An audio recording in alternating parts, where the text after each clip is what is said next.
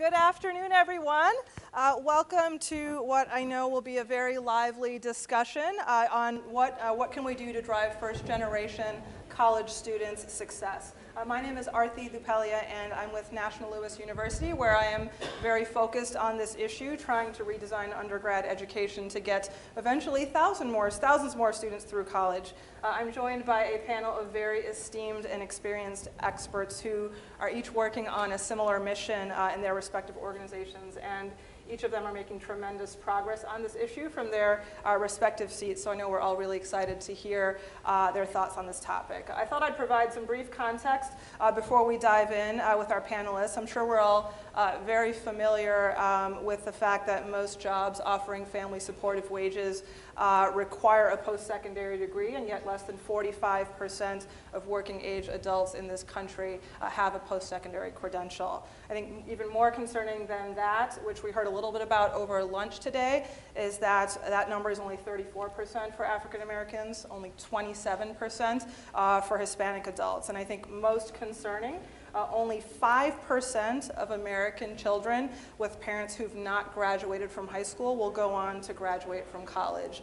And that 5% is far below the OECD nation's average of 23%. So we have very limited opportunity for economic mobility in this country. So the good news, the upside of that, is that we have a lot of folks working on this issue now that we know that post-secondary success is so critical for economic mobility. So let's go ahead and hear from leaders of some of these great organizations on what specifically we can do to help more students succeed in college. So I'll start by just asking each panelist to tell us your name and the organization that you're with, as well as share with us what you believe are the biggest challenges that first-generation college goers, underrepresented minorities face in trying to succeed in college. Go ahead. Sure. So my name is Steve Smith. I'm president for advising and admission solutions at Hobsons. I got into this space really about 15 years ago, co-founding a business called Naviance. And so we work with about 10,000 schools around the world, helping students to plan their education. And I think when I think about this problem of first-gen students, low-income students, and higher education, we sort of bucket it into two major categories. The enrollment problem and helping students to really understand the options that are available to them. Many of them are in communities where they don't have a lot of examples of people who've gone on to college. If they do know of people who've gone to college, it's often very local. So there's this problem of just helping students to understand what options are available and then what ones might be the best one for them, even if they're not the ones they're most inherently familiar with. The second bucket is the success problem. So once students get to college, how do we wrap them with the supports that they need to actually progress through and get a degree? And we know that the statistics for all students getting through to a degree at the university level are uninspiring, to say the least, and especially when we talk about low-income first-generation students, those numbers are particularly poor. So we really think about those two issues as being, or those two categories of issues as being most profound.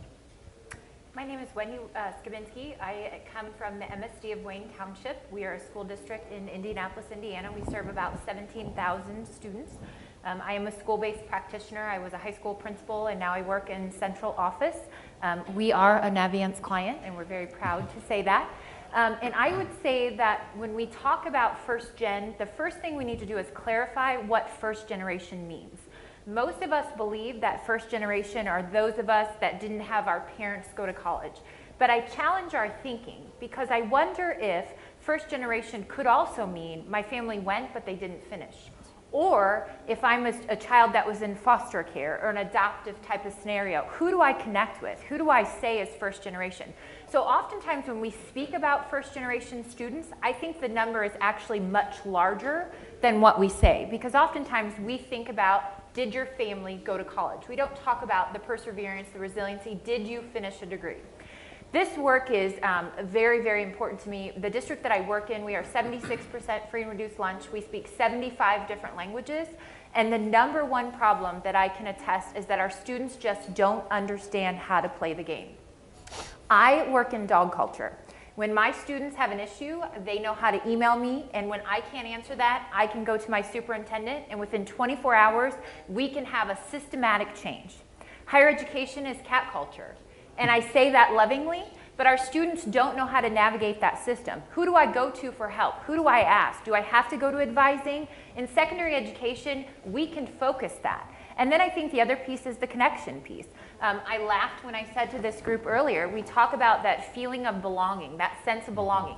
I am the only person that doesn't belong on this panel, but someone gave me the confidence to be here. And so I think about, we talk about first-gen families or our students, how do they get that sense of belonging? How do we hook them into post-secondary? Because the minute the going gets tough, they're going to keep it moving and they're going to go back home. Well, good afternoon, everybody. I'm Jim McCorkle. I'm the founder and CEO of College Possible. We're an independent nonprofit organization that helps low-income students navigate their way to college and then all the way through to college graduation. We started about 15 years ago. We're headquartered in Minneapolis, St. Paul, and we're now in 6 cities across the country, and we reach about 22,000 students. So that's a little bit about us. I think this is such an interesting question of like, what's the biggest obstacle? Because we've already talked about some of them, and I think there's such an array of obstacles that low-income students oftentimes aren't in schools where they're getting everything they need, so sometimes they're not academically prepared.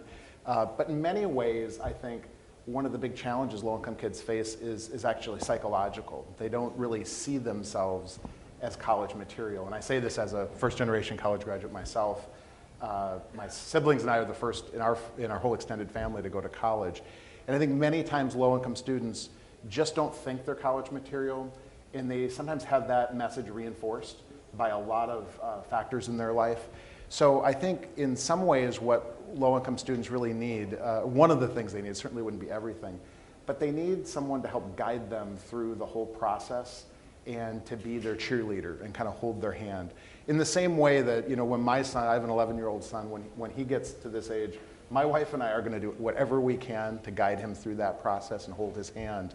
I think low-income students need that, and it oftentimes can't be their parents because the parents maybe don't speak English, or they're intimidated by the system, or they don't really understand all of the obstacles and how to navigate those. So looking forward to a great conversation with the panelists today. Thank you.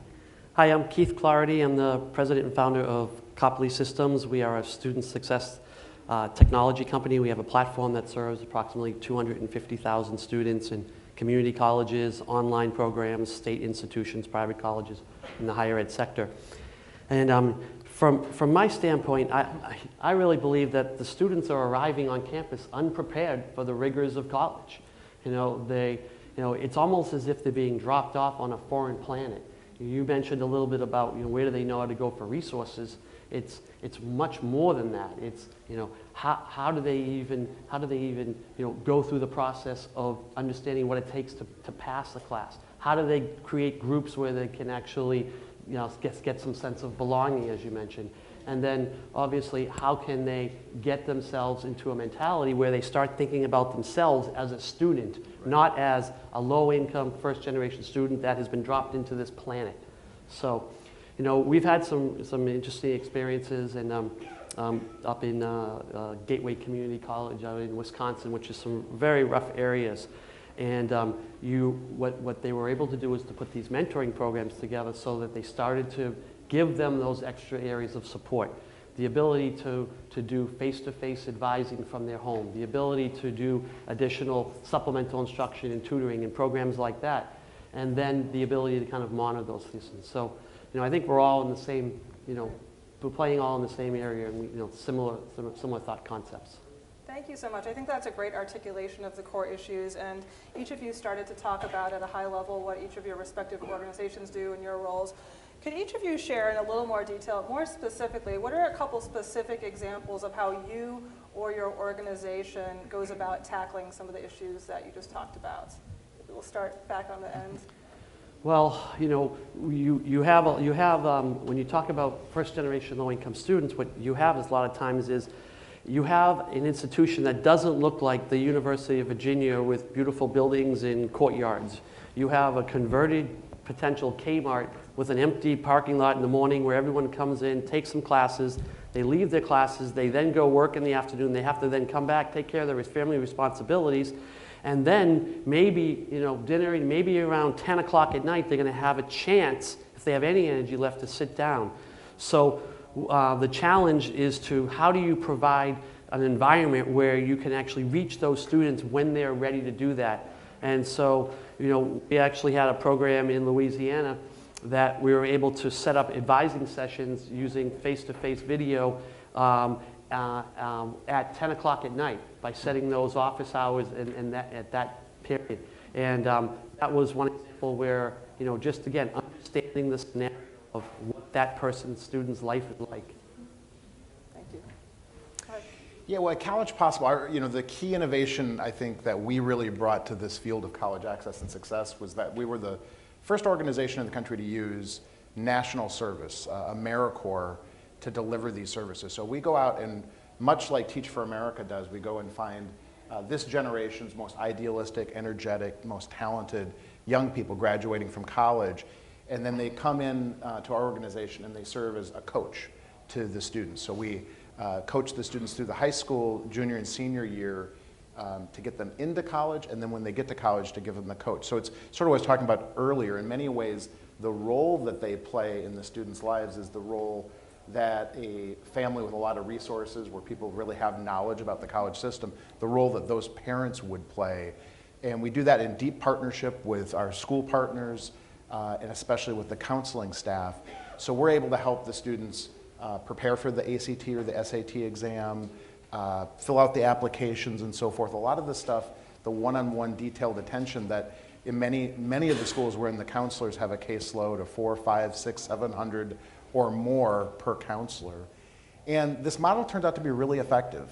Since we started 15 years ago, 98% of all the students that we've ever worked with have earned admission to college, and we've had a variety of evaluations done. The last couple were done by Harvard University, and one of them was a randomized control trial evaluation. And so it showed that our program, when you give it to our students and have really a control group of students who didn't get it, that we're having a significant positive impact on four-year college enrollment. And so the best thing we can say about our program is that a student who goes through our program is 10 times more likely to earn a college degree than a similar low-income student who doesn't go through our program. So Wow. It's really an effective model. And the last thing I'll say about using the AmeriCorps model, the national service model, which many times people aren't as familiar with, you might think of AmeriCorps as sort of like a domestic Peace Corps. It is calling on people to serve their community and serve their country. So they do it for a very modest stipend, living stipend. It's about $12,000 a year. So there's something really inspiring about this generation that wants to sign up to do that. We oftentimes have a line 700 or 800 people deep to take a couple hundred jobs at $12,000 a year, where they know they're going to work 50 or 60 hours a week. But the other magic about it is it really drives down our cost. So we're about 1/7 the cost of the most similar federally funded program. So we think there's some real magic in this, and we're seeing a lot of organizations across the country beginning to adopt this model of using recent college graduates to serve as coaches and kind of fit into this whole network. So great question. So at our district level, we really had to look at how do we take a district of our size and really scale it down. So in one of our high schools, we have 3,400 students, 10 through 12. That may seem small, but the first thing that we had to do is we had to personalize that education, and we had to really kind of develop smaller learning communities. The first thing that allowed us to do was really help our students to figure out, what are you good at? What are your strengths? What are your aspirations? Tell me what it is you want to do. And we begin to cultivate that path. And I will say, again, Naviance has been the moral imperative for our district. It is the absolute game changer for us. The second thing that we do on a district level is we spend a lot of time out in post-secondary really thinking about building bridge programs. So I really want those individuals in recruiting an undergraduate to come to my campus. I want them to recruit my students. I want students to take placement exams on my campus. And I want to work with my higher education institution to really help them on some things that I know are going to be beneficial. So the second thing that I've really done hard is really going out on those different institutions where our students will attend and really creating that, looking at creating summer bridge programs, other opportunities. And the third thing that our district has really been very focused on is offering very pointed dual credit. We all know that dual credit is worthless. It doesn't get us anywhere. But what we see with first-generation students is the likelihood that when they take and pass that class, they may not believe they're college ready, or they might not see themselves there. But as they start to accrue college credits, which in Indiana are on the core transfer library, suddenly I'm on the road. So suddenly I feel like I can, I should, I could, now I would. And then the last thing I will say is we're like a full service gas station. So much of what you were saying, we have, signing up and college applications and FAFSA all hours of the night, because that's what our students demand of us because they play athletics or they're in sports. So we really have 4 core initiatives really systematically because we have 3 high schools. And again, we're focusing on that 7th grade year, really starting that conversation early and then helping guide that path. And from our perspective, we're really working in a supporting role for people like Wendy in school districts, and also for professionals in admissions offices in higher ed, as well as academic advisors in higher ed. And we very systematically put together a set of products that are meant to work well together so that as students start to begin a process of planning their education at the K-12 level, that they can see how the choices that they're making about the classes that they take in middle school and in high school are going to either open opportunity for them or shut opportunity. And when you get to the higher ed level, equally complicated problem, maybe more complicated problem, where students have finally cleared that hurdle and they got into college or university, and now they need a path through college or university. And even just understanding the complexities of the schedule and the course offerings and how all of those things come together to fit into preparation for some sort of employment post higher ed, very, very important. So the way we describe at sort of the core of what we're trying to do is connect learning to life. We want students to feel like they're at school not just because somebody told them they had to be there, but that they're in school because there's something in it for them, and we feel like if we can do that well, then it will help to boost engagement and achievement. Thank you all for sharing that. I think it's a great summary of some really innovative things that are happening. I want to dive a little deeper on the K-12 side of things. And I actually find it interesting. I think I've worked on both the K-12 and higher ed side of things. And I always find there's this sort of blame game, right? So higher ed blames K-12. Gosh, if more students graduated college ready, then that would fix everything. And K-12 blames higher ed. Why aren't you supporting students better in college? Then you'd solve this issue. So let's start by diving deeper on K-12.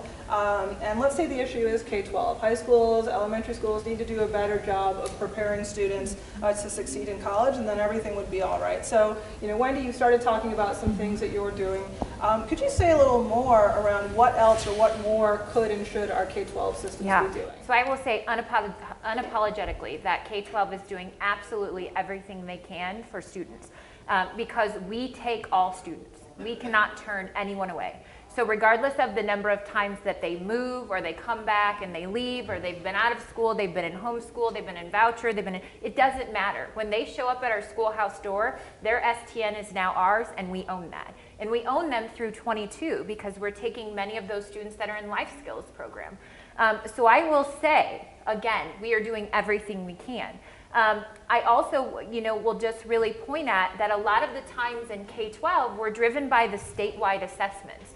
So the end of course assessment in Indiana or the ISTEP, that's the game that K-12 has to play. Now, can I tell you that that is a good articulation to go to higher ed? I can say absolutely it's not. But in many K-12 scenarios, that's the game they're playing because there's a letter grade attached to that school district. And that is what generates people moving into your community. And that's a really big game that we have to play. We cannot turn anyone away. We cannot choose our students. They cannot apply to our schools. Come one, come all. And so that's the game that we have to play. So we will continue to where I say we will outwork anyone because we have to. And that's okay. But we need some help with assessment in different types of scenarios so that we can do more focus on bridging those students who are ready to really embrace the 13 through 16 model. Thank you. Steve, did you want to? Yeah, I mean, this question gets me pretty riled up because I think for a lot of the reasons that Wendy already articulated, we're talking about schools that are operating within a framework that we've created for them to operate within. And so, as my dad described, he was a high school principal for many years. What gets measured gets respected, right? Mm-hmm. And so what gets measured in K-12 is proficiency on standardized tests, state exit exams. Yeah. Nobody's measuring college readiness per se. We sort of assume that those exams are a good proxy for college readiness, but there's some evidence to suggest otherwise. And yet, we still continue to perpetuate exactly the same way of measuring K-12. So I think, look, I mean, you described it as sort of a blame game, and this blame game exists at every stage in the education life cycle. I mean, how many times have you heard a high school teacher say those middle school teachers just did a terrible job preparing these kids for high school? Right. And you get to the workforce and what do employers say about colleges and the level of preparation that those students have to be effective contributors to the economy. So I think we have to get out of that blame game and look at the context in which each of these systems is operating, try to understand the system, the results that you're getting are sort of perfectly aligned, right? What's that quote? That the system that you have today is perfectly attuned to giving you the results that you're getting. So if you're getting these results, you might want to question the system. Yeah, and I really want to put a finer point on that, you move what you measure point. I think that's critical, and one of the things that we did in my former life in Chicago Public Schools is that we actually started holding principals accountable for college enrollment and persistence and making that public so that principals were evaluated on that metric and parents knew. And until we started doing that, people weren't paying that much attention to it. And the second we did, principals started asking, okay, what else can I be doing to drive up college enrollment and persistence? So that's really critical, and I think seeing more and more districts do that would be important. And the other thing I would add, I do think that K-12 is doing a lot. One of the things, though, that I think is interesting is that high school counselors across the country were surveyed a few years ago, and 50% of them said they didn't know how to do best practice college advising. Half of them, right? And that's a big deal because it's not a part of counselor preparation programs around the country. It's not a part of most of them, I should say. And so I think that there's a huge opportunity there. And there are some districts like New York, a few districts in Michigan, Chicago, Tennessee, that are really building out 8, 9, 10-day required professional development programs that are preparing counselors to better advise students on their best fit college options. So I think that's a critical thing that K-12 could also be doing more of. That is, but equally, I think we also have to ask ourselves, even if we train counselors really, really well, and then give them a caseload of 700 students, how well is that going to translate into results? Totally agree. Totally agree. So let's, now that we've blamed K-12 for a while, let's point the finger at higher ed for a little while and talk about what else does higher ed need to be doing. And let's put the cost issue aside for a second and start by asking, how specifically can colleges better support students in getting through college once they've already enrolled? Well, it starts at the top. It's got to come from leadership, and it has to be a mission, and the institution has to say, we're going to make student success our priority. And then once it starts at the top, then you're able to then kind of filter it down, and you can start to create a culture of evidence. Achieving the Dream, I think, is a great example of how they've been able to kind of take years of research and understand that if you can create a culture of evidence, and you can also make programs that are scalable, and you're not just running one-off programs here, one-off programs here, but you can actually put in, utilize the tools and the technology to build scalable programs so that they can move throughout the organization and can kind of continue to build. And then, the other thing is it's really about this environment of support. This shift in higher ed is really here right now. The days of, when that student leaves there's 9 more behind him with a check, they're over.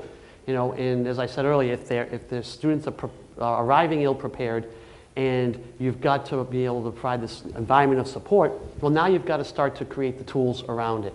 And those tools, really include, creating ways to make those advisors more successful. Like you said, the average right now is 350 advisors to one student. 350 students to one advisor is what the average is.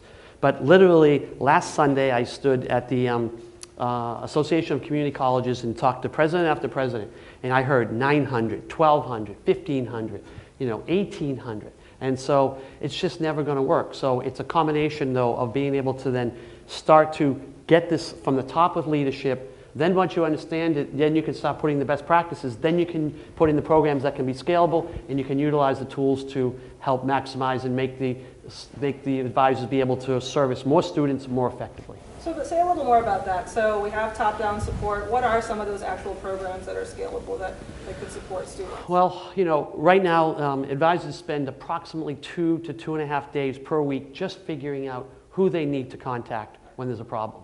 And, there are technologies, and we're one of them, but, that start to do the work for the students. To be able to go in and say, all right, let's look at the digital footprint of this student.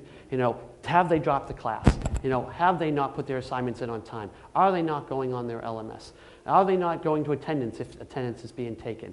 And then starting to then run those through sophisticated algorithms to start assessing risk, and then to set some actions in place so that an automated text goes to the student that says, hey, you dropped Algebra 1. This is core to your degree program. This is your advisor, Joan. You need to click on this. Here's my schedule, and I better see you, pick one of these slots. So then the advisor shows up in the morning. She's got 6 appointments all set for her, and she doesn't have to spend half her day trying to figure out, first of all, to who they have to call, then go call them and try to reach them by phone. Good luck doing that. And then potentially if there's another person, like if they need to refer to tutoring, they got to go contact the other folks that are involved in the problem. So, the technologies are there in place, but it's got to start from the top. It's got to create an environment, that's evidence-based, because once it's evidence-based, the institutions will start to make more changes. Thank you. Jim, did you want to answer that? Yeah, I think this is a really great conversation we're having, and when you think about the K-12, like you say, it's a nice frame of how sometimes you want to, people blame it on K-12 and then higher ed, but we glossed over at the beginning of this just how big a problem we have as a country. I think many people are surprised to learn how big the gap is between who earns a college degree in America and who doesn't. If you look at who will earn a 4-year college degree, just by looking at income quartile, so this isn't the top 1% compared to the bottom 1%, but just the top quarter compared to the bottom quarter. In 2016, it is still the case that upper income students are almost 10 times more likely to earn a college degree than their low income peers. 10 times. I mean, think about that. Think about how outrageous that is at a time in our nation's history when almost all of the job growth and wage growth goes to people who have some form of post-secondary education. So this is a really big problem, and I think on the higher ed side, I think what we're seeing at College Possible, we think there's a real opportunity to help colleges, to partner more deeply with them, because they have a lot of the right resources. Almost every college has a writing skills center, a math skills center, a multicultural center, student support services. They have all of these resources, and what I sort of say is that there are a bunch of good professionals sitting in those offices, and they'd help a student if the student came in and said, I need help. But most people aren't very good at asking for help. Most people aren't very good at saying, actually, I'm doing really terribly. I think I'm going to drop out. I can barely get out of bed. Like, most people can't say that. And so I think what we really need is to help these students access the resources that exist on their campuses. And so one of the things we're working on at College Possible is a new initiative to help colleges and universities hire their own recent college graduates to come back and serve as coaches so they could guide the low-income students at that institution to many of these existing resources. And in that near-peer kind of coaching model that we've worked on for a long time, it really works. There's something magical about the proximity and age, and it's a way to sort of drive the students into these resources. And then last thing I want to say is I want to totally underscore your point about these whether you've got advising in the traditional sense or the kind we're trying to really introduce to colleges of using recent college graduates. The big problem is getting the right information. So if you can have a good data system, especially a predictive analytics system, so that the advisors or coaches can get the information in real time about which students are struggling right now, that makes all the difference, because otherwise you spend all of your time trying to figure out who even needs my help. So, and if you're just sitting in an office waiting for somebody to show up, as Steve said, if we keep doing the same thing we've always done, we're going to keep getting the same results we've always gotten. I think we've got to introduce much more powerful technology tools like predictive analytics and pair those with smaller caseloads for advisors and coaches, and then leverage the existing resources that exist on these campuses. And it's not, predictive analytics has its place, but it's really performance analytics. It's performance about how they're doing today, how they're doing tomorrow, how they're trending up and down, how are they going from where they were, do they have personal problems? Those are the types of things that are more relevant. The recent research is showing that the LMS data and the personal data and the ability to also reach directly to that student and get feedback, that those indicators are better indicators than let's look at the last 2 years of who ended up coming into the school, and so we can predict who's going to be successful. So, and I would absolutely add, from the PK-12 kind of model, when we look at the way that we assess our students, there's lots of formative assessments. So our students are getting feedback a lot from their instructors. And so one of the things when we're thinking about creating these analytics is that creating that system of having some feedback for students on a regular basis. Oftentimes our students perhaps are even unaware that they're not performing well because there's a final exam and that's where their grade is at. And when I don't have a sense of belonging, when I already question if I belong here or not, and I get that midterm back and it's an F, I'm not going to stay through, because I can tell you that oftentimes with first-gen kids and those students of poverty, I would rather walk out on my own than fail, because I can hold my head up high and say I chose to leave this institution rather than I failed. So we have to really think about how do we assess our students on a more regular interval, but how do we get feedback to the students, but then allow them to get feedback to us? Because exactly right, our students want to see themselves on an upward trajectory, but right now the system just doesn't simply allow that, because it's very summative in nature. It happens maybe twice, you know, midterms and final exams, and I would rather look stupid, right? I don't want to look stupid. I would just rather leave. Because that's just easier, because I save face with my family and my community. It's a slippery slope, and it happens fast. Like you said, 1 or 2 grades, I convince someone in my family that I can go, and then I'm gone. What you can't be, and you got to watch out for, you don't want to bring in an ambulance at the scene of an accident. It's too late. You've got to be there in real time. Absolutely. So let's talk about a related issue, the cost. So how will the rising costs of higher education impact low-income students? And what else can higher ed do to try to manage those costs and pass more efficiencies off to the student in terms of lower tuition costs? So when we present to our students, we actually start in 7th grade. We have parents 7th, 8th, 9th, and we talk about what is the real cost of college. Because many of my students are 21st century, which 21st century scholars in the state of Indiana, if they maintain a 2.5, they can get free college tuition in state. But what they don't understand is that there are still additional costs. So there is food, there are books, and so we really try to educate our families on what is the true cost. The other thing for our first generation families is most of the students have to work. In Indiana, we have a campaign, it's called 15 to Finish. And I scream from the hilltops, because they will say that students, in order to maintain their 21st century status, they have to have 15 hours a semester. Well, these are the same students that are going to require part-time work, if not full-time. So oftentimes, you know, we're setting them up. So we have to continue to look for scholarships. We have to apply for aid. We really, really leverage the 21st century because the opportunity is there. But that pool of money is drying up, and the ability to qualify is becoming harder and harder and harder because they need to lower the number of recipients. So we just really try to educate, trying to minimize the loan amount where possible. And I can say that first-gen kids and those of poverty typically don't want to use loans as a means to college access. So if it's not paid for, they're not going to go. I mean, to answer the question, you know, what's the rising cost going to do? It's going to create less opportunities. Yeah. You know, and Broward College, which is down in the Fort Lauderdale area, has got about 50,000 students right now in a very, very value-based institution. Used to be a 2-year, now a 4-year, and it houses a lot of these groups of students. Well, they reward for success. So if you make an A in a class, and so you've got 4 classes, you make 2 A's, you get a letter in the mail that says, next semester we're going to give you 1 class free. And so then the next class, the next semester they go, they get 2 A's or an A to B, or they get a certain GPA. They just kind of keep putting a little carrot out there, and they keep giving little rewards. And it's extremely effective because they're very value conscious. Most of these students are paying, you know, all the difference in costs right out of their pockets. So they start to feel that right in their pocket, in a positive impact. And it's been a very, very successful program. That's great. Thanks. Jim, did you want to add anything? Yeah, I don't know if I have any really great suggestions on a solution, but I do have to say this is, you know, there's so much media attention right now, and now even in the political conversation, the presidential conversation about how the cost of higher education is so high, and the media keep publishing these stories where they find, you know, the 1 or 2 people in a city that have $200,000 of debt, and they keep publicizing all of this. And what I worry about is that the message that low-income kids hear from that and their families hear is that I can't go to college, or that college is a bad deal.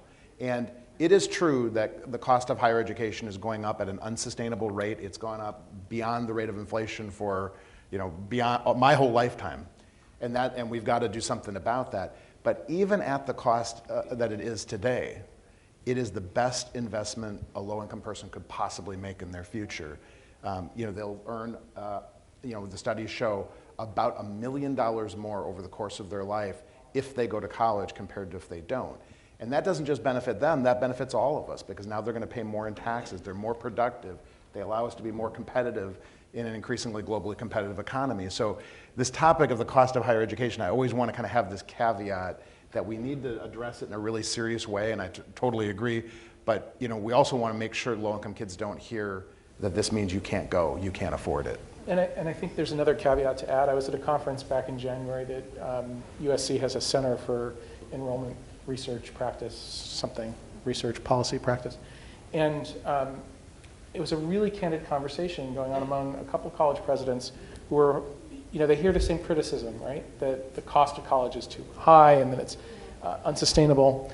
And in a really honest exchange, there was a discussion about how these presidents felt stuck, that they felt like they had to invest in really high-end amenities on campus to attract full-pay students, because they needed those full-pay students to have the resources to pay for financial aid.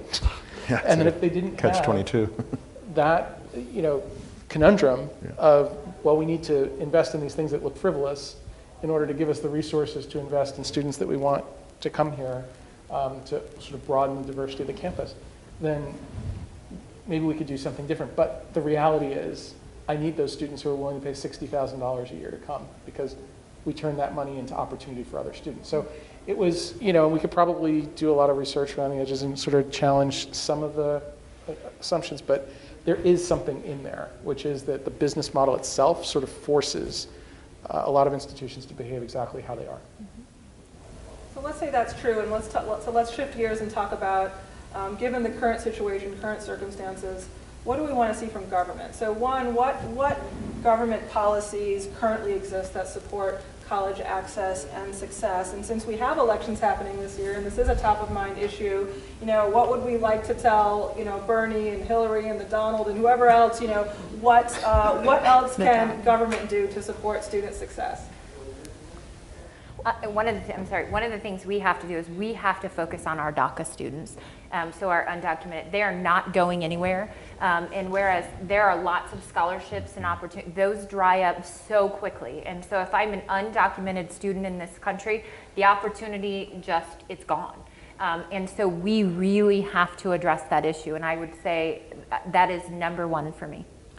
The Department of Health and Human Services has a program that's called FOCUS, P-H-O-C-A-S. It's a state-by-state based program, but what it does is it has created this program specifically for low income and underprivileged, because it takes into consideration things like, not only are we're going to pay for your gas to go to school, we're going to pay for your child care to go to school, we're going to buy you a laptop, we're going to make sure you get tutoring, and we're going to monitor you through that process with a support network. Now, interestingly enough, there are institutions where there are groups of these focused students that are almost getting a different level of support, and nobody really knows it because it's being monitored by Department of Health and Human Services. It's a fantastic program. It's state by state, and I definitely would have you folks check it out. Sometimes they use a different name on a per state basis. I think in Wisconsin they call it HPOG, but they have different by state. Do you want to add anything to that? I would say, two things for me. One, Wendy pointed this out earlier. I mean, there's been a real growth in the number of students who are earning college credit before they graduate from high school. There's a practicality to that, which is helping those students to have, they're both better prepared when they get to campus. They've also started to accrue credit that can help them potentially graduate sooner and more cost effectively. There's also been just a huge growth. I think of the 25 years it's been since I enrolled in university, and when I was enrolling, the assumption was I'd go to one institution, I'd spend 4 years, and I'd graduate with a degree.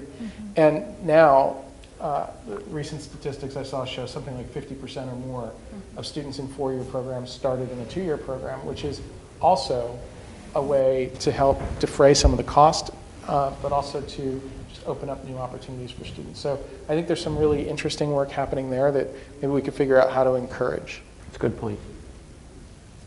So we've talked about school districts, we've talked about higher ed and the government. Let's shift to partners. So where do nonprofit and for-profit partners best fit? Meaning specifically, what can districts and colleges not do on their own? And how can partners best contribute to the mission of college success? And some of you guys are partners, so love to hear from you. I think anything that requires scale is really hard to do as an individual district. There are very few districts in this, at the K-12 level that are big enough to support research activities or software development activities on their own. If you think about, what is the 14,000 school districts in the country, and only 200 and some have more than 30,000 students in them. So there's just this incredibly long tail of school districts, and you think about what resources might exist on the ground in those smaller districts to do any sort of comparative benchmarking or analysis on performance. So I think that's a place where you get a real opportunity to come in as a partner and help. Equally in higher ed, and I don't actually have the numbers off the top of my head, but again, there's a big disparity between a major research institution that may have in-house expertise and a lot of smaller colleges or community colleges that don't. And so when you get into that question of how do you measure performance across institutions, that's just naturally something that's done better from outside than inside. We need, I mean, we need support. We need mentors. We need individuals who are quality, who look like our students. I do not look like my students, but I need mentors who have those trials and tribulations. I need mentors. I need individuals to work on FAFSA. I need college applications, essay readers. We have capstones projects, so I need committees to come in. I need small group presentations. So when we look at nonprofits and individuals coming in, that's who we're looking for. But we're looking for partners that are going to sustain and stay with us. Not perhaps that are going to work with us for 6 weeks and then they leave, or 9 weeks and they're going to leave. If you're going to become a part of our community, we need you to be a part, and we need you to show up every single day. And so that's really what we need for the students to ensure that, that they have that opportunity for that one-on-one connection, and to get to where they aspire to be. Well, this is really the work that my organization, College Possible, does. Is we're recruiting these recent college graduates and putting them in high schools. We've got about 70 high school partners at our 6 sites across the country. So, I think there's a real opportunity to sort of systematically bring in the people power to help do some of the work. Our schools are under-resourced, and I think we all wish they had more resources. That doesn't seem likely in the near term. So I think if we could take a generation of people who are so eager to volunteer and get involved in their community and invite them to come into the school and help. And so you see this happening in other, some organizations are bringing in recent college graduates to help the younger kids learn how to read on time. Reading is a gateway to your education. If you can't read, then you're not going to proceed.